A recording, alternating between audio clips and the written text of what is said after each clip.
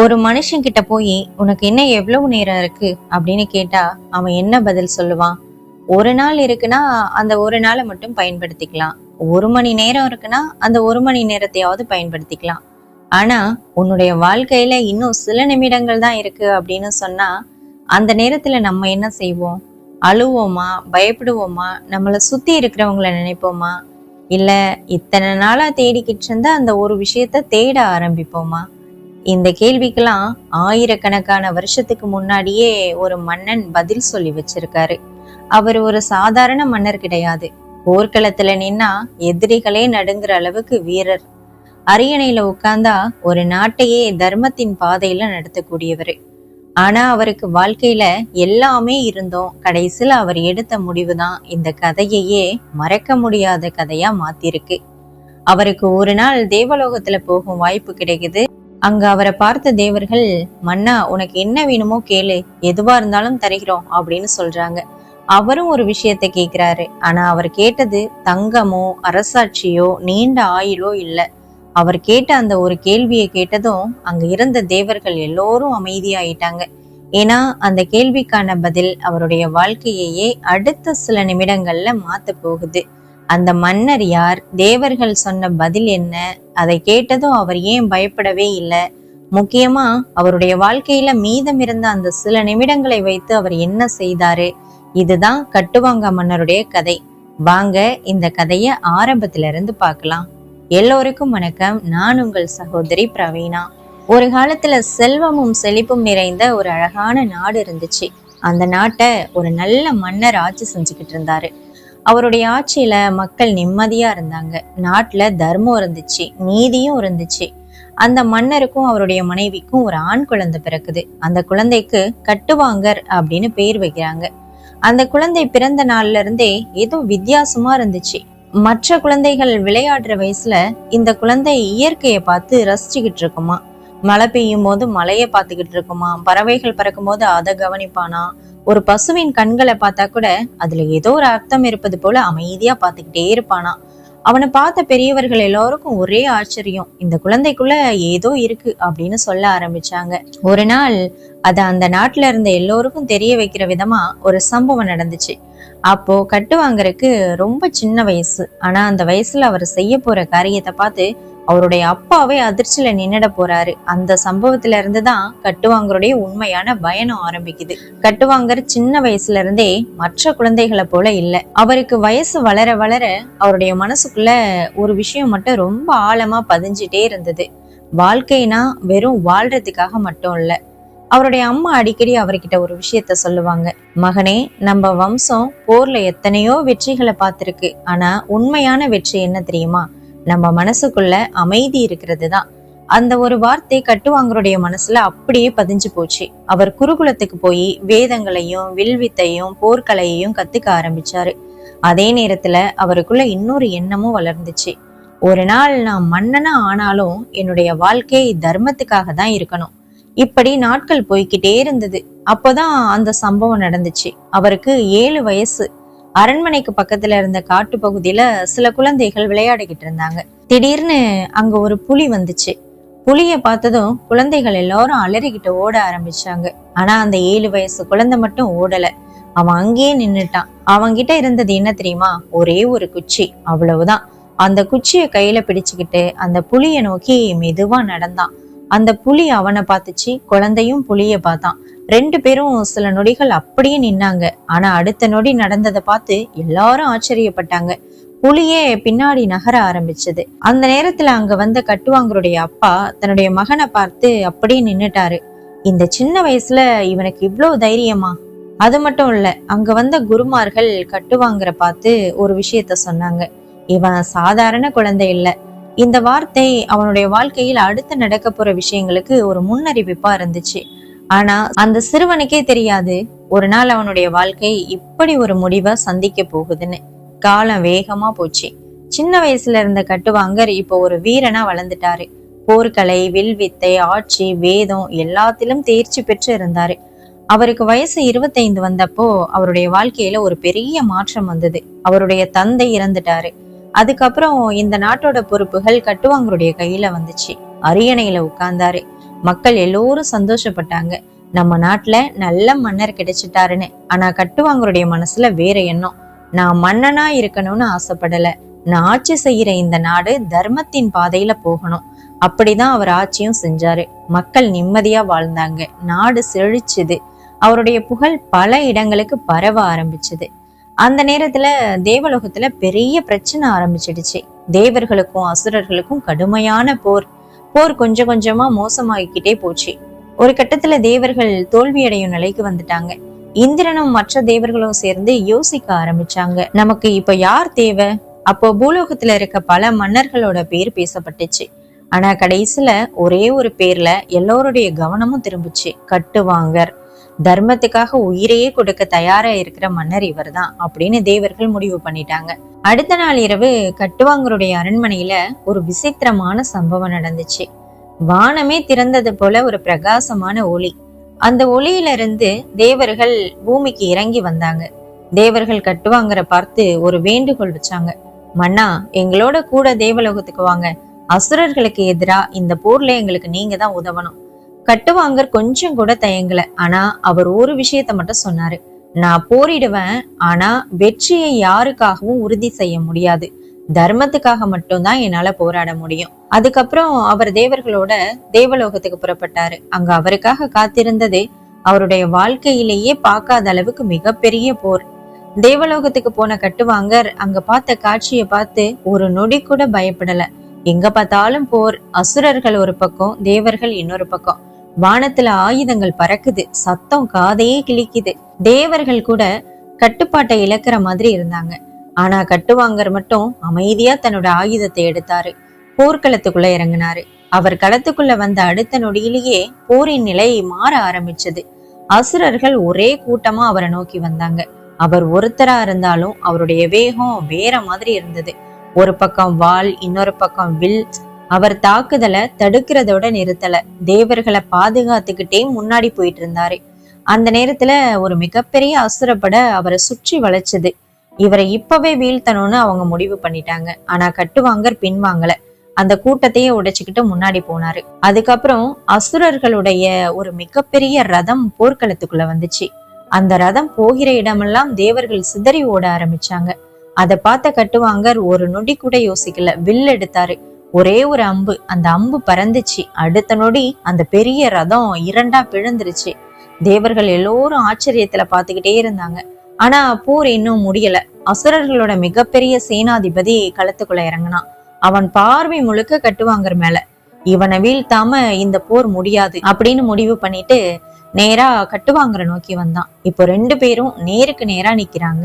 அந்த போர்ல யாரு ஜெயிச்சாங்க அதுதான் அடுத்த திருப்பம். கட்டுவாங்கரும் அந்த அசுர சேனாதிபதியும் நேருக்கு நேரா மோதுறாங்க.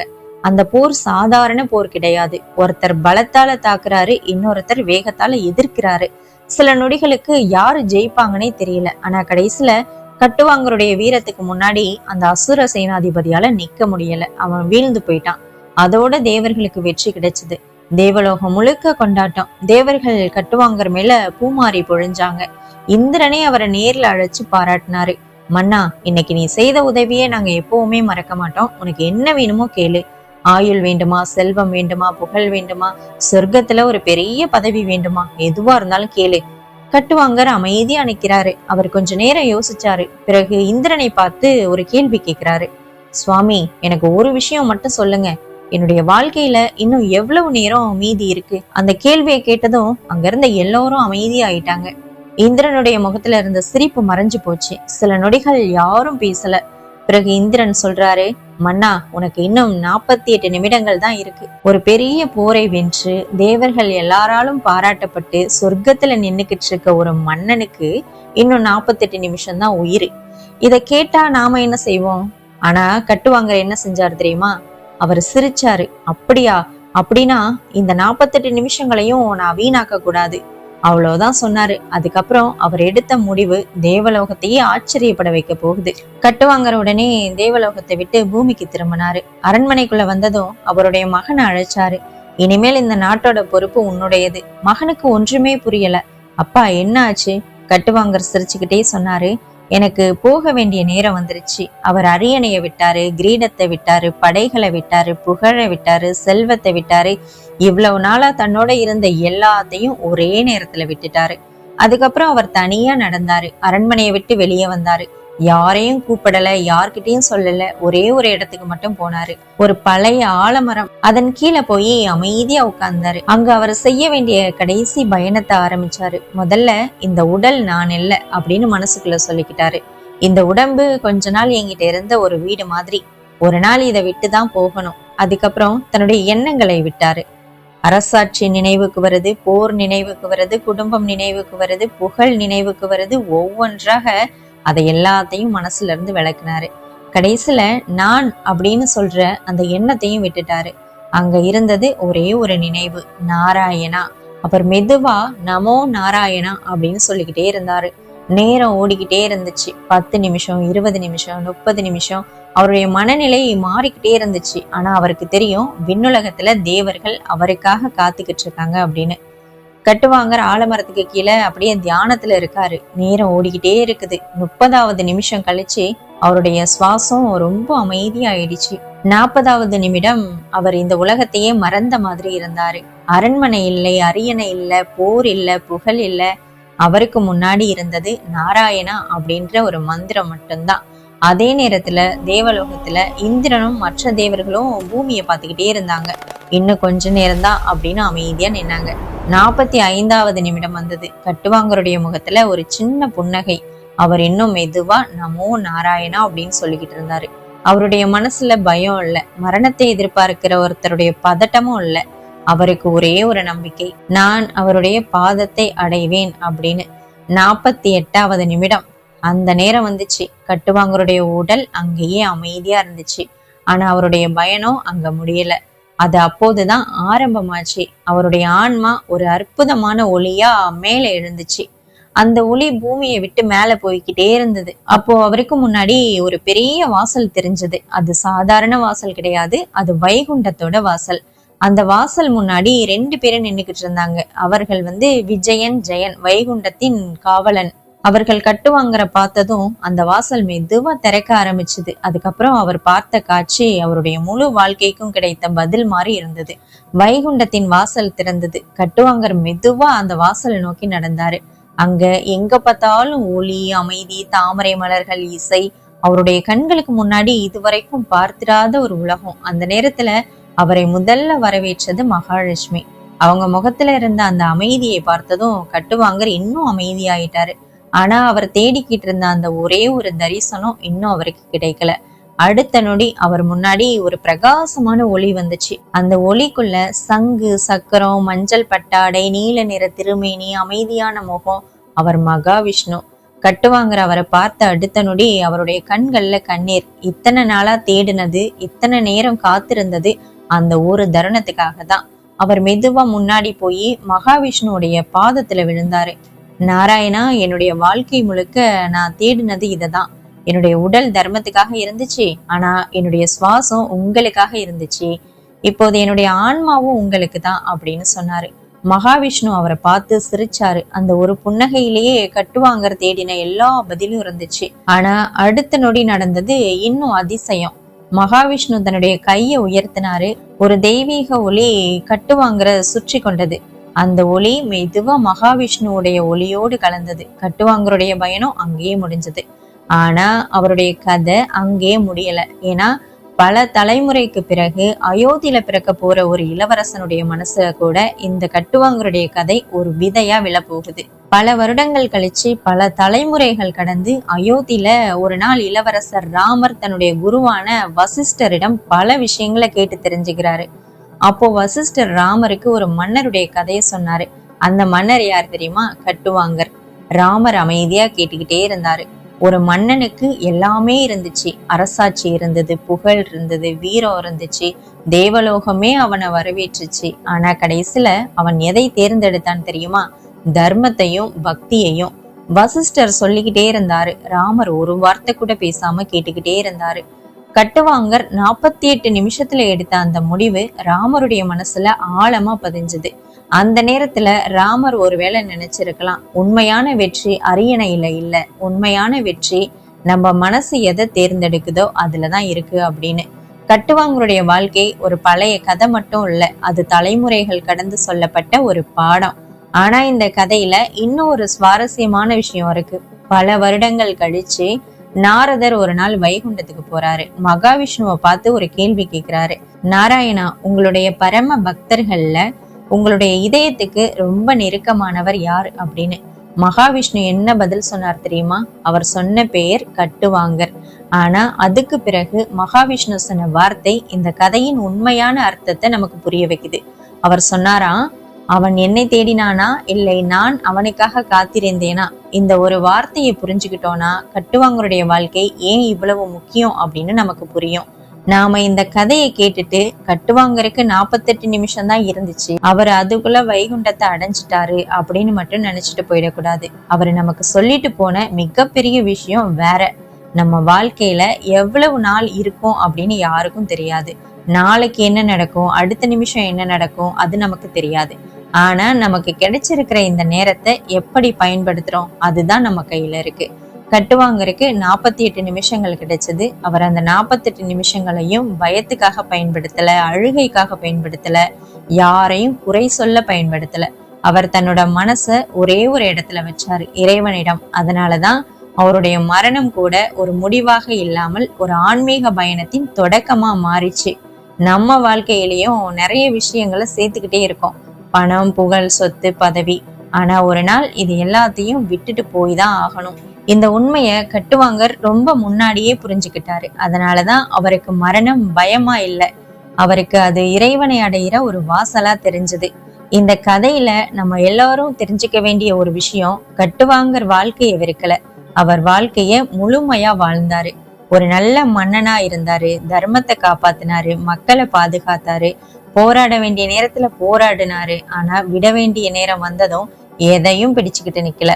அதுதான் அவருடைய மிகப்பெரிய வெற்றி. அதனால நம்ம வாழ்க்கையில எவ்வளவு நேரம் மீதி இருக்கு அப்படின்னு யாருக்கும் தெரியாது. ஆனா நம்ம கையில இருக்கிற இந்த நொடிய நல்லதுக்காக பயன்படுத்த முடியும். அதுதான் கட்டுவாங்கர் நமக்கு விட்டுட்டு போன மிகப்பெரிய பாடம்.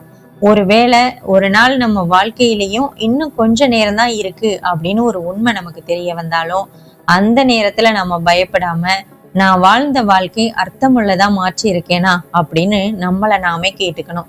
அதுதான் இந்த கதையோட உண்மையான அர்த்தம்.